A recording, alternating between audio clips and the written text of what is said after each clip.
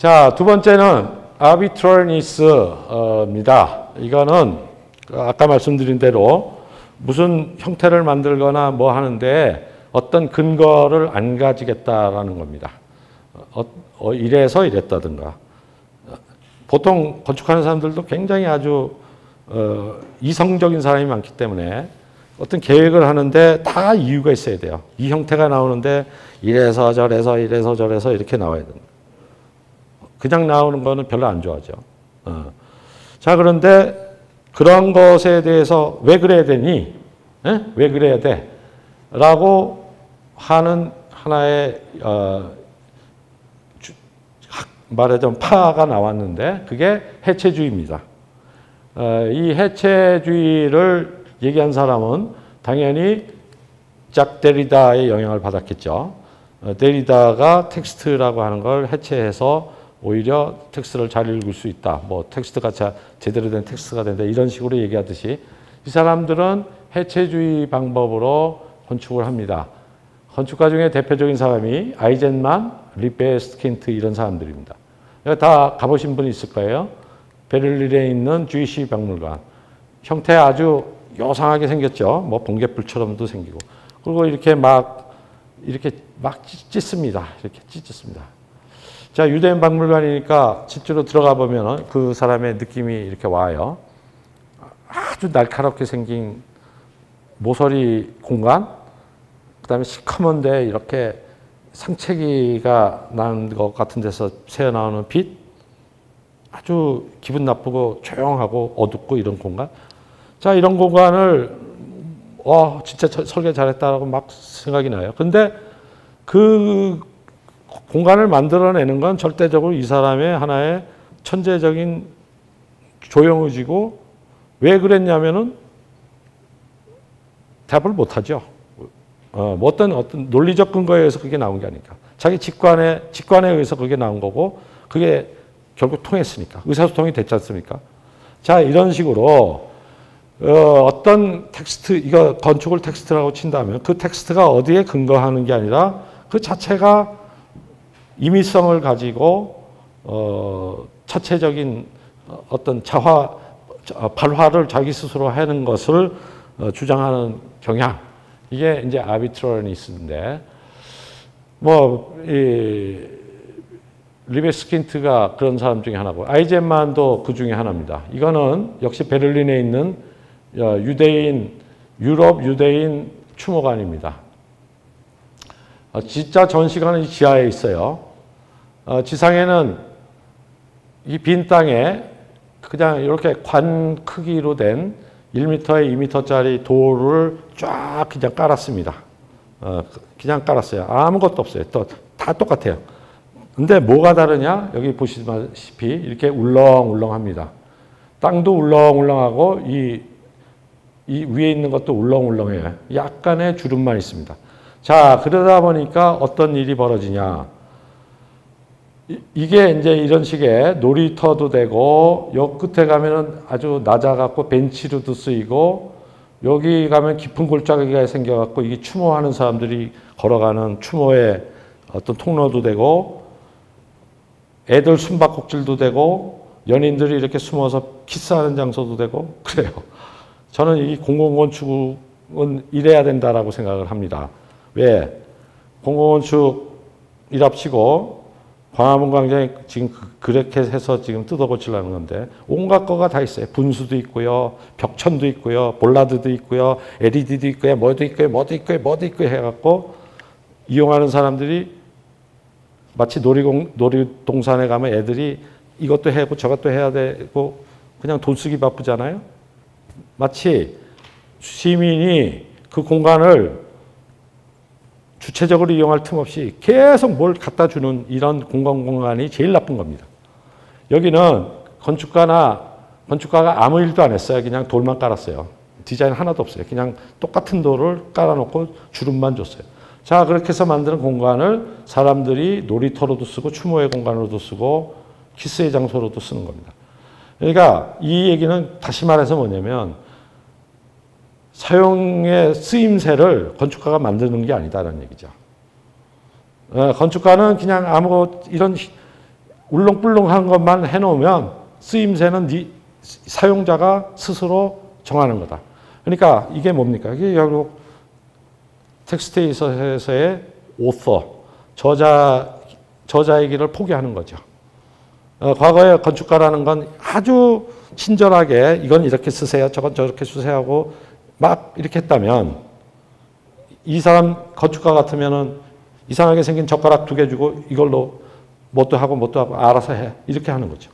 자, 그러면 오히려 유저가, 시민이, 공공이 이거를 주체적으로 쓴다 이거죠. 그래서 이것이 그냥 형태적으로 이게 좀 독특해 보여서 저렇다라고만 보면 안 됩니다. 유행으로 좀 더 튀기 위해서 없던 형태를 만들었다 이런 것이라면 그거는 오래 못 가죠. 그런과 동시에 그 내재적인 어떤 건축의 쓰임새도 그런 식으로 근본적인 패러다임 전환을 아우르고 있기 때문에 이 건축물들이 평가를 받고 또 사랑을 받고 그러는 겁니다.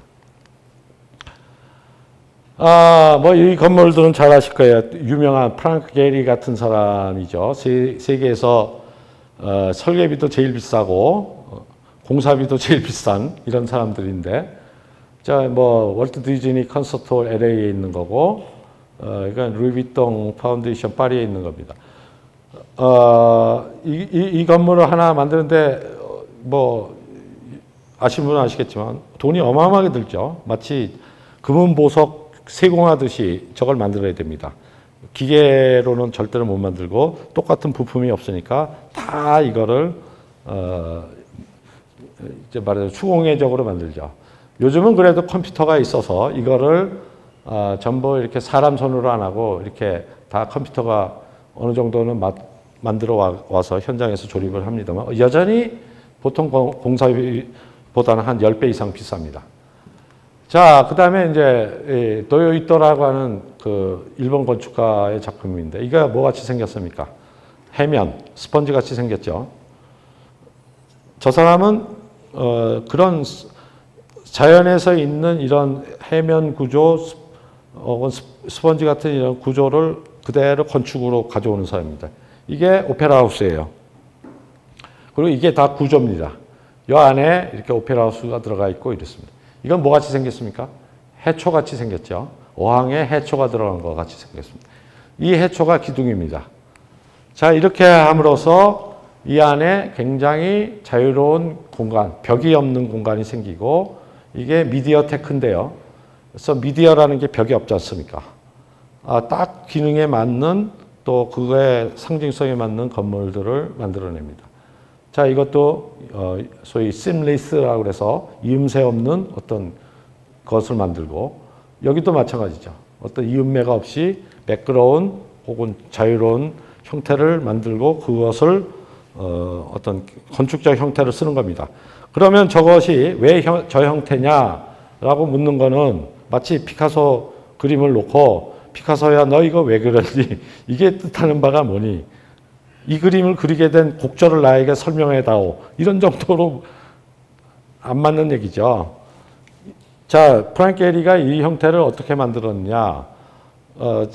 한번 그 전시에 이 사람이 작업하는 방식을 전시된 게 있어요. 어떻게 하느냐면요. 청바지에다가 이렇게 오일, 자동차 오일 있죠. 이거를 잔뜩 묻혀갖고 이렇게 콱 던집니다. 그러면 청바지가 자동차 오일을 먹어서 탁 하니까 이렇게 되겠죠. 네? 이게 이렇게 되겠죠. 이걸 계속 던져요. 지가 마음에 드는 형태가 나올 때까지 계속. 그래가지고, 잘 널브러졌네. 이런 게 하나 딱 나오면, 그걸 그대로 자기 스텝한테 모형 만들어. 그러면 그 스텝이 그걸 갖고 모형을 그걸 만듭니다. 그러면 그게 설계 끝이에요. 그러니까 뭐 이렇게 스케치로 이렇게 하는 게 아니라 저거는 기름에 쩔은 청바지가 던져져서 널브러진 형태예요. 자, 그런데 아름다운 걸 어떻게 해요? 네?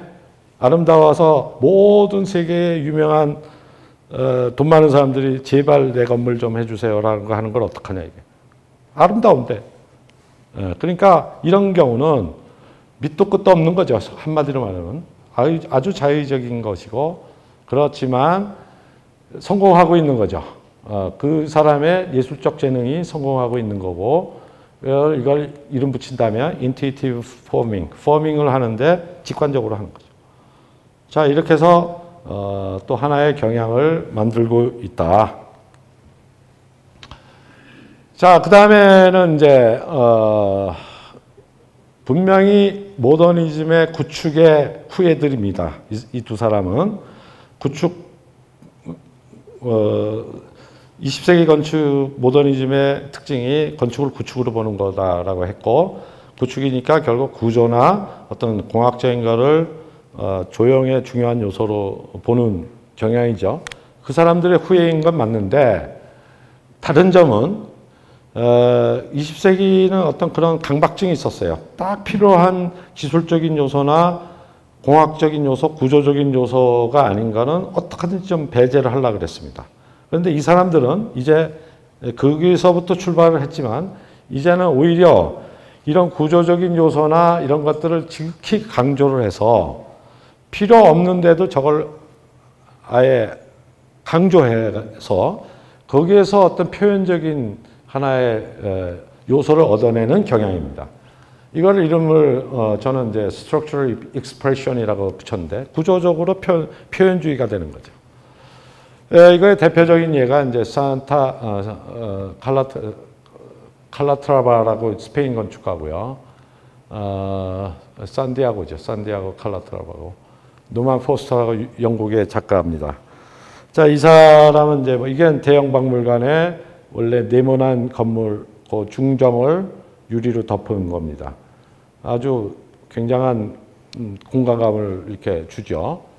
이거는 밀워키에 있는 미술관인데 이 태양을 가리기 위해서 태양이 할 때는 이렇게 날개처럼 이렇게 접고 태양이 없을 때 이렇게 열고 이런 키네틱 아트 흉내가. 이건 월드 트레이드 센터 복구하면서 지어졌던 지하철 역사고. 그러니까 보시면은 필요한 구조만 두는 게 아니라 그걸 오히려 과장해서 어떤 표현의 요소로 쓰는 이런 경향도 아비트로니스의 하나의 경향이라고 볼 수 있습니다. 또 하나의 이쪽 경향은 새로운 물성을 강조를 하는 겁니다.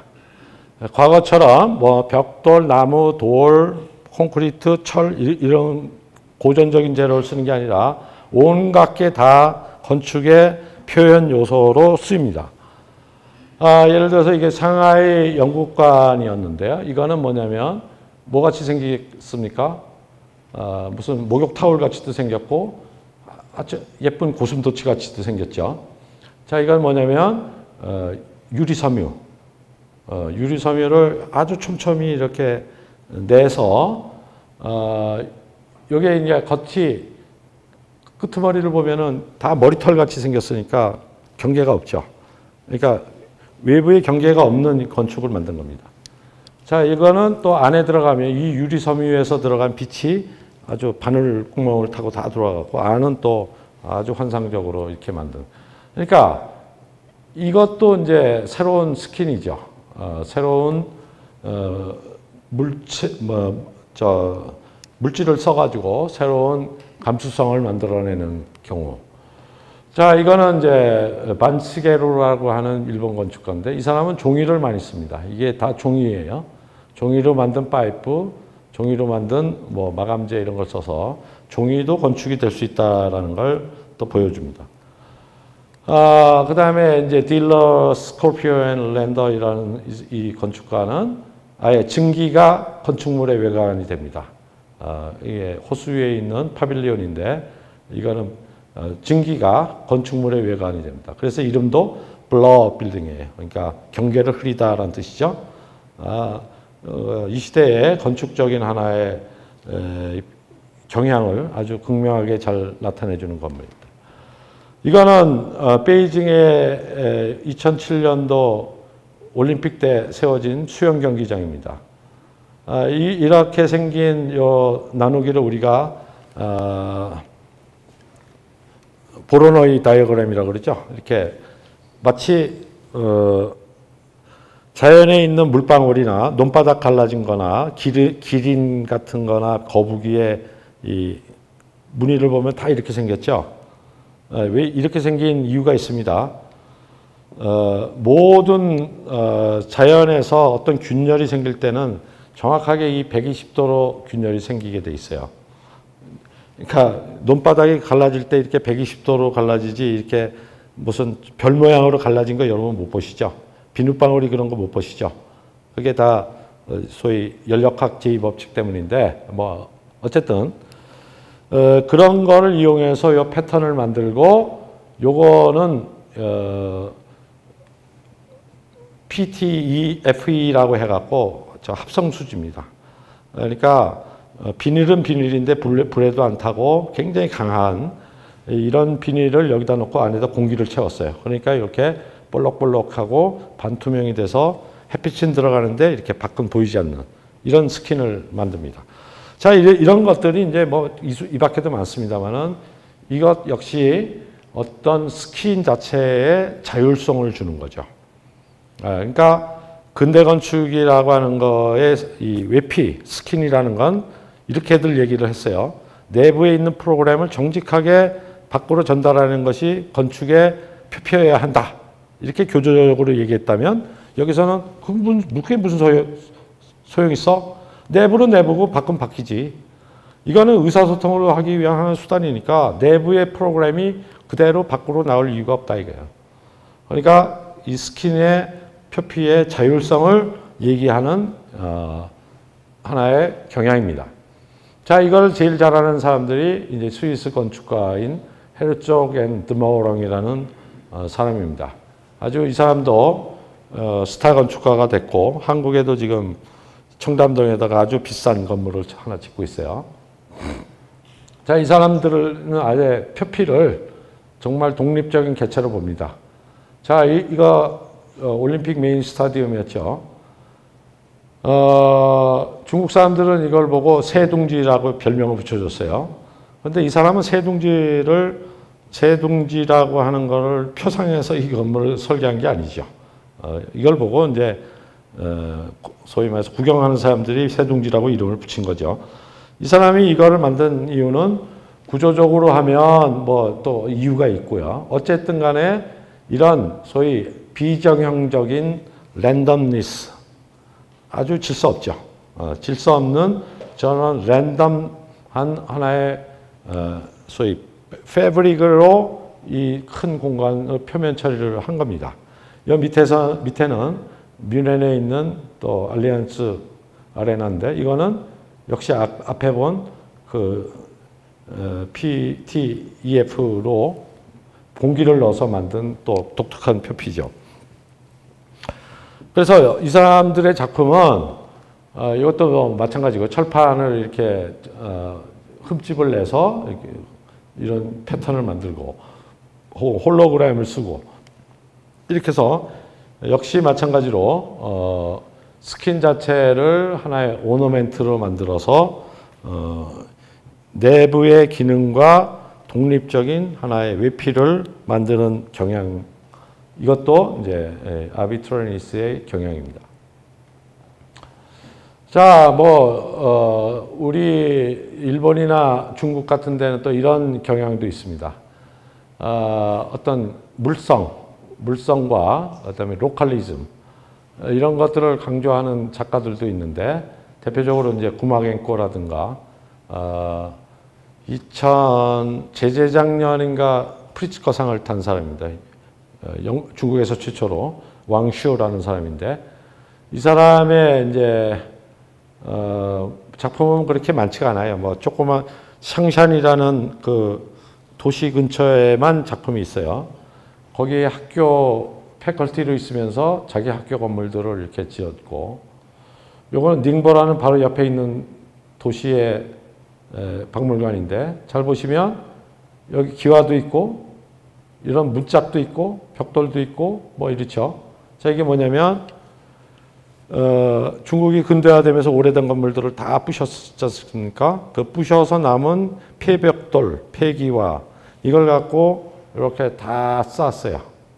쌓아가지고 실제로 가서 보면 아주 대단합니다. 어마어마한 공이 들었구나. 정말 현대 우리나라 같으면은 비싸서 못 살 만큼 이렇게 하나하나씩 꼼꼼하게 잘 지은 건물입니다. 자, 이런 하나의 크래프트맨십, 또 이것도 벽돌이에요. 벽돌을 그냥 쌓은 게 아니라 벽돌을 공중에다가 이렇게 철사로 매달아서 반투명한 하나의 스킨을 만든 거라든지, 콘크리트인데 이게 마치 슬레이트처럼 하게 만든다든지, 이렇게 전통적인 재료를 쓰는데 어떤 지역주의적인 그 아우라를 보이거나 어떤 크래프트맨십을 강조하는 경향. 자, 이런 것들도 우리가 볼 때 하나의 자의성에 속하는 경향이다, 이렇게 볼 수가 있겠습니다.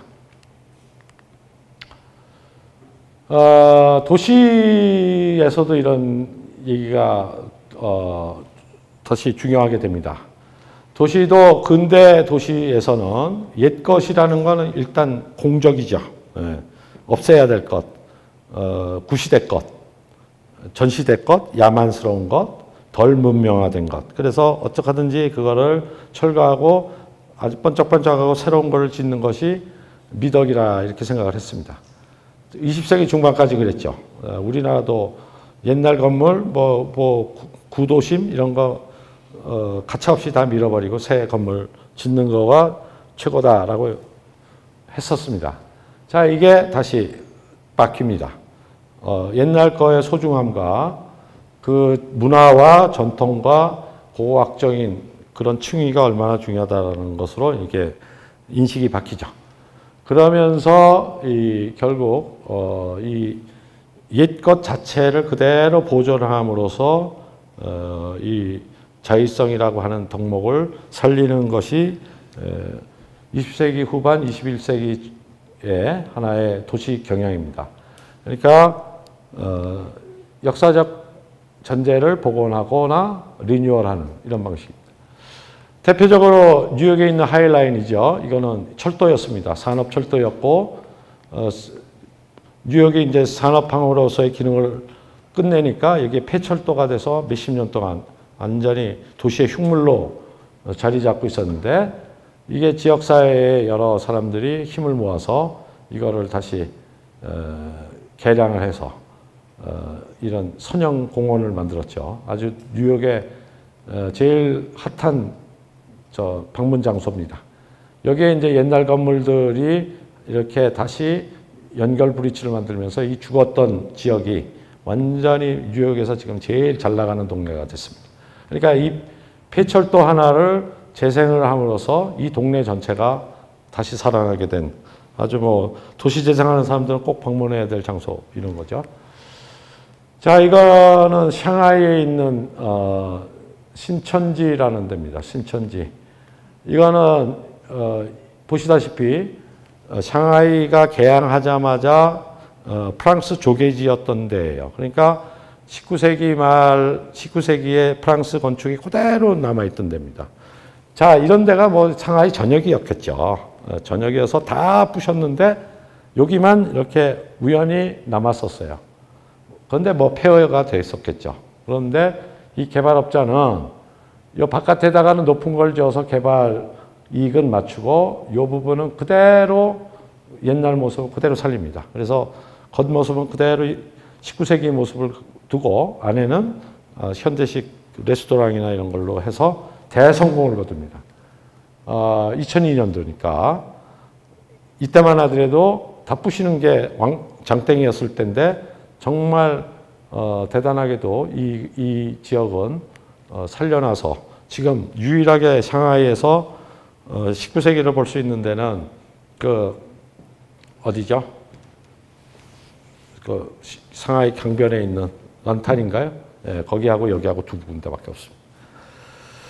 자, 이런 식의 패러다임 전환도 결국은 근대 건축에서 얘기했던 그런 소위 유토피아적 도시 이론과 보편주의 이런 것을 반대하면서 나온 하나의 현대 건축 이론이다, 그런 얘기입니다. 자, 또 하나의 21세기 도시 이론 중에 하나는 헤테로토피아라는 얘기입니다. 헤테로토피아라고 하는 거는 이제 원래 미셸 푸코가 말한 개념이죠. 유토피아 잘 아실 거고요. 디스토피아라고 하는 건 헉슬리가 얘기한 어떤 아주 불안하고 우울한 미래, 이걸 디스토피아라고 그러죠. 그런데 푸코는 이제 또 다른 개념으로서 유토피아라는 건 세상에 없는 땅이라고 하는 거니까 그거는 하나만한 얘기고, 헤테로토피아라고 하는 것은 일상성이면서도 비일상적인 공간, 이런 정도로 아시면 됩니다. 예를 들면 이런 거죠. 무덤, 공동묘지. 일상적이죠. 누구나 다 죽으니까. 그러나 거기 가면 우리가 어떤 비일상적인 공간을 느끼죠. 이런 것 같은 성질을 가진 공간을 일컬어 우리가 헤테로토피아라고 얘기하고, 어떤 경계에 있는 공간, 이렇게 이제 이해를 하시면 됩니다. 예를 들어서 20세기적인 사고방식은 이런 거는 나쁜 도시죠. 예, 이거 아주 난잡하고, 도대체 질서도 없고, 주택과 가게와 상점과 오피스가 막 뒤죽박죽 섞여 있는 이런 도시. 또 신주쿠 같은 이렇게 간판으로 뒤집힌 도시. 자, 이런 도시가 아니라 깨끗하게 정비되고 널찍한 도로에 이런 도시가 좋은 도시라고 했습니다. 자, 그러나 그렇지 않다는 건 지난 시간에 얘기했죠. 우리가 큰 길과 작은 길을 둘 놓고 어디 길을 갈래? 그러면 우리는 작은 길을 갑니다. 사람이 막 부딪히면서 가는 그 좁은 길을 걸죠. 자, 그게 아주 비합리적인 인간의 어떤 본능적인 행태인데, 근대 도시 이론가들은 그거를 마치 소위 선교사적 태도로 꾸짖으며 너희 그렇게 살면 안 돼, 이런 식으로 도시를 만들었다면, 자, 21세기의 도시는 이걸 오히려 긍정하는 겁니다. 도시는 그럴 수 있지. 도시가 원래가 그런 거지. 그렇게 마치 이 일상적인 것 자체가 너무 거대하게 벌어져서 비일상적인 하나의 스펙터클이 되는 도시. 그거를 그 자체로 인정하자는 거죠. 자, 이런 헤테로토피아적인 것을 그대로 인정하자는 경향이 하나 있습니다. 또 하나는 이 공공성이라고 하는 거가 굉장히 강조가 됩니다. 예, 그 공공성이라고 하는 것 자체도 과거에는 어떻게 됐냐면, 공공성이라고 하는 걸 이렇게 보죠. privacy or public, 이렇게 얘기하죠. 사적이냐 공적이냐 이렇게 얘기해요. 그러니까 내 집은 프라이빗한 거고 문만 나가면 퍼블릭한 거죠. 자, 이게 딱 선으로 나와 너, 나와 우리, 나와 사적인 거 공적인 게 딱 구분이 되어 있습니다. 자, 그런데 보세요. 골목은 뭡니까, 그러면? 그렇죠? 예. 큰 길하고 골목이 다르죠. 골목에 예를 들면 10집이 이렇게 모여서 살았다. 그러면 그 골목은 내 마당의 연장이죠. 길은 길인데 사실 그거를 퍼블릭이라고 하면 웃기죠. 그러면 거기다가 이제 이상한 용어를 붙입니다. 세미 퍼블릭. 그리고 마루는 방이 프라이빗이니까 세미 프라이빗 이렇게 붙여요. 세미라고 붙이면 좀 낫나요? 어쨌든 구분하는 거예요. 사실 그런데 원래 프라이빗하고 퍼블릭이라고 하는 거는 그것도 굉장히 근대적인 개념이에요. 이거에 대한 또 재미난 이론이 있는데, 우리가 알고 있는 방이라는 게 오래전에 생겼을 것 같죠. 서양에서는 방이 생긴 게 부르주아 혁명 이후에요. 그러니까 18세기부터 생겼어요. 그전에는 왕도 자기 신하들하고 같은 방에서 잤어요. 일반 서민들은 말할 것도 없고. 말하자면 집이 있다 그러면 그건 방이 있는 게 아니라 큰 이렇게 이런 게 있습니다. 주인 침대가 있고, 침대 하나가 있으면 그 침대에서 부부는 물론 자식 다 자고 손님까지 잡니다. 그리고 경우에 따라서 돼지도 자요. 거기서. 그러니까 집안에서 유일하게 구획된 데는 부엌인데 거기는 불을 쓰니까 거기만 이렇게 구획을 합니다. 우리가 방이라고 하는 것도 굉장히 원래부터 있었다고 생각하는데 그거 아닙니다. 그러니까 프라이빗이라는 개념 자체가 방이 만들어지면서 생겼고 그거는 19세기, 18세기 때 프랑스 때부터 생긴 겁니다. 우리나라도 마찬가지죠. 전통 가옥에 무슨 방이 있습니까? 창호지 문이라는 게 그게 문이에요. 다 들리고 다 보이고 그냥 구획이죠. 자, 이런 걸 잘 보여주는 그림이 있습니다.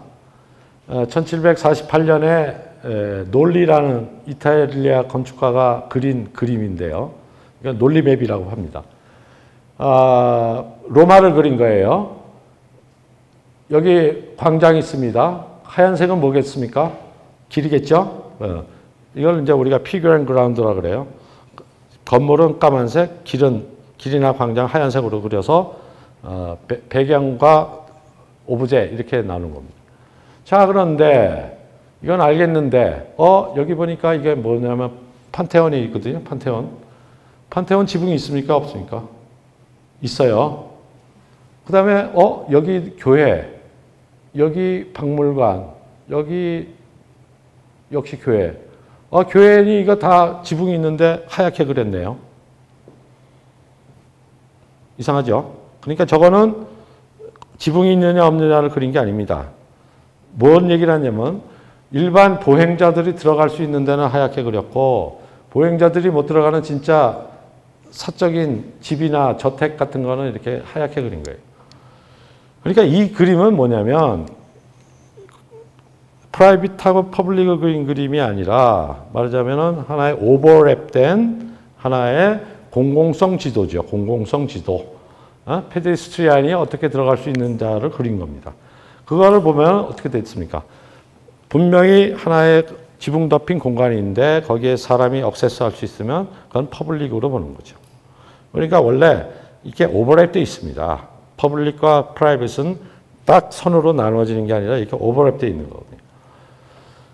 자, 그런 개념이 근대 건축에서는 그걸 딱 선으로 나눠서 주택과 외부 공간, 주거지역과 안 주거지역, 공업지역과 아니 이렇게 다 모든 걸 이분법으로 나눠서 이거를 분리하다 보니 여러 가지 문제가 생겼고 21세기의 건축들은 그런 것들을 이 후기 구조주의의 도움을 받아서 극복을 하고자 하는 흐름들이 있습니다.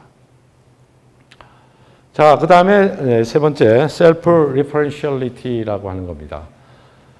형태가 스스로 만들어지는 거죠. 자, 이거는 21세기에는 아주 보편적인데 사실은 알고 보면 저 멀리 가우디까지 올라갑니다. 가우디 아시죠? 19세기, 20세기 초에 스페인의 유명한 건축가고 뭐 성가적 성당 뭐 이러면서 바르셀로나는 사실은 가우디 건축 보러 간다 이렇게 하죠. 자, 이거 아주 대단한 건축가인데 이 사람이 자기 물주 페이트론인 귀엘가를 위해서 납골당 성당을 설계하던 스케치입니다. 이렇게 스케치인데 이거는 좀 전문적 지식이 있어야 좀 이해하기 쉬우신데 이런 겁니다. 자, 이 모래집을 한번 생각을 해보세요. 모래집. 여러분들 여러 번 바닷가에 가서 모래집 보셨죠? 모래집 짓는 거가 어려운 거는 안을 긁어내서 공간을 만드는데 어느 순간 무너지죠. 그러니까 무너지기 바로 직전께 제일 좋은 건축인 거예요. 제일 얇고 공간도 크고 재료도 제일 적게 들고 이렇게 되는 거죠. 그 얘기는 무슨 얘기냐면 무너지기 전까지는 모르는 겁니다. 무너지고 나서야 그게 바로 전 것이었구나. 그러면 어떻게 해요? 다시 지을 수밖에 없죠. 자, 그래서 이렇게 생겨먹은 전통 교회당이나 고직성당이나 이런 것들이 다 여러 번 지어보고 만들어진 겁니다. 현대에서는 컴퓨터로 그걸 미리 알아보는데 과거에는 4번 지어보고야 한 번 정도 이렇게 제대로 된 게 나왔어요. 그럼 무너지는 거죠. 자, 이 사람도 똑같은 고민에 빠졌겠죠. 이걸 어떻게 이 형태를 만들 수 있나. 이 형태가 조금이라도 납작하면은 옆으로 무너질 거고 너무나 뾰족하면은 이렇게 해서 할 거고 두꺼워도 안 될 거고 어떤 형태가 제일 좋은가를 알아내기 위해서 어떤 방법을 썼냐면 요 각각의 무게에 해당하는 요 모래주머니를 달고 이렇게 줄을 매달아서 이런 형태가 나오죠. 자, 이거 뒤집으면 이게 되는 겁니다. 그러니까 줄은 최적의 형태를 가지고 이렇게 늘어져요. 이게 현수선이라고 합니다. 줄은 이제 막 형태를 만들죠. 근데 이 딱딱한 이거는 한번 만들면 못 바꾸죠. 그러니까 이거를 미리 알기 위해서 이걸 뒤집은 걸 통해서 이거를 만든 겁니다. 자, 이거를 압축력, 인장력 이렇게도 얘기해요. 압축력을 견디는 형태를 얻기 위해서 인장력을 사용한 거죠. 뭐 더 전문적인 거를 알고 싶으시면 나중에 다시 설명을 드릴 거고. 어쨌든 말씀드리고자 하는 건 뭐냐면 이 형태를 이 사람이 이렇게 스케치를 했지만 이 형태가 그냥 그린 게 아니라 이 무게와 실의 균형에 의해서 생긴 거죠. 자, 이런 걸 갖다 우리가 뭐라 그러냐면 폼 파인딩이라고 합니다. 폼을 만들거나 그리는 게 아니라 폼을 찾는 거지. 그러니까 최적의 형태를 물리학 법칙을 이용해서 찾아내는 것. 그러면 여기에는 이거 디자인드 바이 가우디라고 얘기하면 안 되죠. 디자인드 바이 갓 이해해야 됩니다. 근데 실제로 가우디가 그렇게 얘기했어요. 적창성이라고 하는 건 독창성이라고 하는 건 근본으로 돌아가는 것이다 라고 가우디가 얘기했어요. 그 얘기는 뭐냐면 부가 설명을 하기를 독창성, 아름다울 미를 찾는 거는 미를 추구하면 안 된다 이렇게 얘기해요. 미를 추구하면 미학은 얻어지는데 미 자체는 안 얻어진다. 그럼 미를 어떻게 얻으면 되느냐? 하나님이 이 세상에 숨겨놓은 법칙, 그게 물리학 법칙이죠. 그 물리학 법칙대로 따르면 미가 저절로 얻어질 것이다. 그게 독창성이다 이렇게. 신앙을 가지시거나 안 가시거나 그 신의 법칙이라고 해도 좋고 물리학 법칙이라도 좋은데 그 법칙대로 만들면 그게 아름다운 것이고 그게 독창적이라는 거예요. 그러니까 이 사람은 하나님이 태초에 만든 이 물리학 법칙대로 해갖고 이 형태를 찾았고 이거를 디자인했으니까 저자가 가우디가 아니죠. 가우디는 그냥 파인딩 한 사람. 콜럼부스가 신대륙을 발견했듯이 가우디는 발견한 사람이지 나는 창작한 사람이 아니다라고.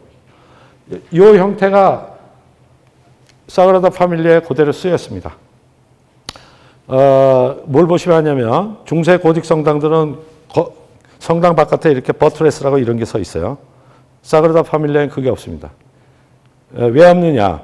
여기처럼 이 형태 자체가 다 힘을 받기 때문에 옆에 이렇게 밀려고 하는 버트레스가 없어도 돼요. 그게 가우디의 천재성입니다. 몇천 년 동안 서양 성당 건축에 있었던 버트레스를 없앤 겁니다. 이걸 통해서. 자, 이거는 프라이오터라고 작년에 돌아가셨는데 돌아가시자마자 프리츠커상을 받았어요. 참 안타까운데 독일 건축가인데 이게 뮌헨 올림픽 경기장입니다. 텐트 구조입니다. 이 텐트의 공률을 그냥 스타킹 하듯이 만들 수가 없어요. 미리 다 만들어야 돼요. 이 공률을 어떻게 얻었냐? 이렇게 비누방울로 만듭니다. 그러면 이 커브가 프라이오터가 이 커브를 만든 게 아닙니다. 건축가가 비누방울이 만든 거고 이거는 소위 표면이 최소한 방향으로 움직이는 표면 장력의 원리에 의해서 물리학 법칙에 의해서 이 형태가 만들어진 거고 이 프라이오터는 그 커브를 따라서 이렇게 텐트 구조를 만든 거죠. 그러면 이것도 역시 디자인드 바이 갓 이렇게 되는 거예요. 그래서 이 원리는 뭐냐면 건축가의 오서는 건축가가 아니다라는 얘기죠. 건축가는 오히려 그거를 디자인하는 게 아니라 파인딩하는 것이다. 자, 이런 건축물들이 21세기의 건축물들입니다. 뭐 이런 경향은 다이내믹 릴렉세이션이라 그래서 어떤 힘이나 운동을 여기다 가해서 만들어지는 형태를 그대로 건축 형태로 쓰는 겁니다. 자, 이거는 뭘까요? 역시 스타킹 생각하시면 쉽습니다. 이게 스타킹 여기다가 걸어놓고 이게 잡아당기면 이런 형태가 나오죠. 자, 이렇게 생긴 형태를 그대로 건축물의 최종 형태로 쓰는 것. 또 이런 것들도 이제 뭐 이거는 대학교 스튜디오에서 하는 건데, 자, 이런 식으로 표면을 만들어 놓고 이 친구가 여기를 콱 밀면 어떻게 될까요? 이렇게 주름이 생기죠. 옷에 주름이 생기는 거와 똑같습니다. 그러니까 주름을 20세기에는 이거 주름을 이렇게 그리고 그리스 건축에서는 이거 주름을 실제로 이렇게 조각가가 만들었다면 지금은 컴퓨터 안에서 저 조각 주름을 생성시키는 거죠. 생성. 네. 이런 것들도 마찬가지입니다. 이런 식의 부품을 가지고 던지면 얘가 이런 모양도 되고 이런 모양도 된다. 그러니까 건축가가 하는 거는 뭐냐면 이 기본적인 하나의 원본만 만드는 겁니다. 원본만 만들고 이 최종적인 형태는 건축가가 그리는 게 아니라 여기다가 이렇게 누르는 거죠. 힘을 주면. 그러면 이 자체가 그거에 의해서 반응을 하면서 형태가 갖추어지는 것입니다. 자, 이런 식의 것들이 앞에 가우디나 프라이오트가 시도한 폼 파인딩의 연장선상에서 나온 다이내믹 리렉세이션입니다. 소위 셀프 레퍼런셜리티라고 얘기할 수가 있죠. 자, 이것도 마찬가지입니다. 아까 모두에 말씀드린 이걸 설계한 사람이 이제 훅사스라는 사람인데 이 사람 작품 중에 그런 게 많습니다. 이 내부입니다. 큰 파이프가 이렇게 나간 것 같죠. 마치 굉장히 말랑말랑한 고무판에 큰 대포알이 이렇게 들어가서 저쪽으로 이렇게 흘러나가는 것 같은 형태를 만듭니다. 자, 이거를 실제로 설계할 때는 이거를 아무리 자연스럽게 만들어도 이걸 흉내내서는 못 만들어요. 그러니까 실질적으로 컴퓨터 안에서 여기다 힘을 줘서 이 형태를 얻어냅니다. 여기도 마찬가지죠. 이 신젠공항의 내부인데 이 기둥 자체가 큰 고드름같이 이렇게 됐죠. 실제로 고드름같이 저기에서 기둥을 이런 식으로 잡아 빼서 저런 디자인을 하는 겁니다. 자, 이게 이제 가장 최근의 건축 경향입니다. 그리고 이런 것들을 디자인하는 기법을 우리가 파라메트릭이라고 합니다. 파라메트릭이라고 하는 거는 변수, 파라메타를 몇 개를 주고 알고리즘을 주면 그 파라메타들에 의해서 스스로 폼이 이렇게 형성이 되는 거죠. 이런 걸 파라메트릭 디자인이라고 하고, 이렇게 된 거의 가장 큰 공헌은 역시 기술입니다. 컴퓨터 사이언스가 20세기 말 21세기 초에 놀랍게 몇백 배의 속도로 변했기 때문에 이런 현실에서의 그런 모든 액션이 컴퓨터 안에서 다 일어나게 되는 거죠. 뭐 예를 들면 이런 거죠. 만화 영화 할 때 제가 어렸을 때 봤던 노트르담의 꼽추 기억하실 거예요. 여러분도 그때 100명의 군중이 있다. 그러면 100명의 군중이 소리를 지른다. 그러면 다 같이 하나 둘 이렇게 하죠. 그죠? 마치 체조하듯이. 왜냐하면 그때는 한 장 한 장씩을 다 그려야 되니까 그렇게 할 수밖에 없죠. 요즘은 만화 영화 만들 때 실사보다 더 하죠. 왜 그러냐면 컴퓨터 안에 있는 그 모델에다가 이걸 다 집어넣거든요. 다 집어넣어서 각각 움직이게 하면 파도도 재현할 수 있고 회오리, 유리창 깨지는 거, 사람의 얼굴 표정 이거 다 재현하잖아요. 마찬가지 건축도 그 기술을 이용해서 저렇게 실제로 현실에서 힘을 받는 형상이 그대로 여기에서 재현이 됩니다. 자, 뭐 자하디드 우리 DDP 만든 사람의 작품 같으면 여기에 이렇게 생긴 거에 힘을 주니까 이렇게 자연스럽게 누른 형태가 나온다. 뭐 마치 이렇게 조약돌이 있는데 큰 바람에 의해서 부식이 되면 침식이 되면 이런 형태가 된다라든지. 이건 뭐 벤바버켈이라는 사람인데 여기도 뭐같이 생겼습니까? 이게 천에 주름을 준 것 같죠? 이렇게 잡아당기면 여기에 이렇게 주름이 생기는 것 같은 표현을 만든다. 판이 이렇게 휘어져서 간다든지. 자, 이런 디자인들이 가능하게 된 거는 역시 20세기 때도 마찬가지지만 이 시대의 지배적인 미학이 이거를 원하고 사회적인 어떤 프로그램이 이걸 원하고 또 기술이 이거를 뒷받침했기 때문에 가능하게 된 것이다. 자, 이게 이제 극단적으로 더 아주 첨단에 가는 사람들은 자기 건축을, 이거는 아직 실험적인 단계입니다. 본격적인 작품들은 아직 안 나왔는데요. 말해서 모포제네시스라고 그래서 아까 제가 생명체가 이렇게 발생하는 그 원리에 대해서 말씀드렸죠. 마찬가지로 건축물도 아예 하나의 수정란 같은 걸 만들고 그 수정란에다가 여러 가지 변수, 프로그램을 넣어서 스스로 이렇게 벌레가 이렇게 변하듯이 그렇게 건축물이 만들어져야 된다고 주장하는 사람들이 있습니다. 뭐 맹게스, 그릭린 이런 사람들인데요.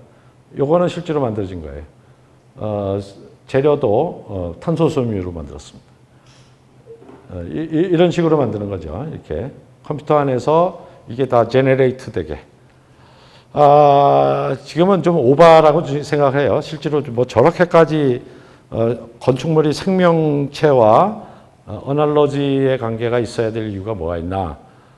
그렇지만 뭐 그게 옳다 틀리다가 아니라 어떤 미래 건축의 어떤 지평을 넓힌다는 측면에서 충분히 의미가 있는 작업이고 또 이런 걸 통해서 또 관련된 여러 가지 담론들이 만들어지니까 충분히 저는 개인적으로 좋아하지는 않지만 의미 있다고 생각합니다. 자, 여기까지가 대강 셀프 레퍼런셜리티의 하나의 개념이 되겠습니다. 도시도 이제 이런 것들을 이용해서 아주 골 때리는 도시들이 나오죠. 뭐 대표적으로 자하디드 같은 사람들은 도시계획 자체도 이런 식으로 파라메트릭을 써서 합니다. 이게 도시예요. 이게 다 건물이고 도시가 이렇게 마치 거대한 공룡이 움직이는 것처럼 이렇게 돼야 된다고 얘기합니다. 그 다음에 이제 뭐 이 노먼 포스터가 아부다비에다 한 건데요. 이거는